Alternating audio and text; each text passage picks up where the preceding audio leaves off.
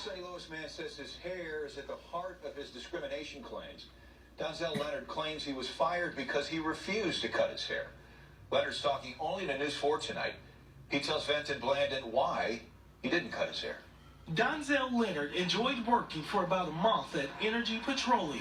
A few trains, trucks, cranes, tractors, whatever need gas. He says he made good money. But what got him cut, according to his hiring manager, Leonard says, was his hair. He said that if I couldn't cut my hair, then I had to go. Leonard says his hairstyle supports his Hebrew Israelite faith. Followers believe they are descendants of a lost tribe of Israel, and it's tradition to not cut hair or beards. He says on day one at Energy Petroleum, he had his dreads down. Why it wasn't brought to me then? But then all of a sudden last week you say, it was overlooked. Well, how could you overlook that? How did you overlook that I have long hair?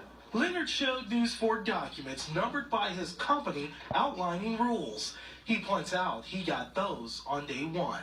Then he showed us this document, not numbered, detailing grooming rules. He says he got this one just a few weeks ago. You've never received anything for grooming? Nope, never.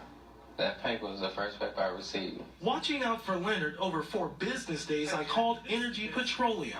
I sent 2 emails. I've even made 2 visits. And we're still waiting for a response. So is Leonard's firing legal? Title VII of federal law requires that they at least make the effort to see whether they can accommodate the employee. Brian Pezza is an employment attorney. It's not a winning case for an employer to decide that they're going to challenge an employee's actual religious beliefs. You don't want to go getting into how often people go to church or whether they just were converted or how they've gotten to those beliefs. Their rules should have been put out there. It shouldn't have been overlooked. You told me about every other rule. Since Donzel Leonard and I interviewed last Friday, we've exchanged a lot of text messages and made a lot of phone calls to each other. He told me during our interview he only wanted his job back, but checking in with him 2 hours ago, he's not sure his boss will bring him back. Courtney?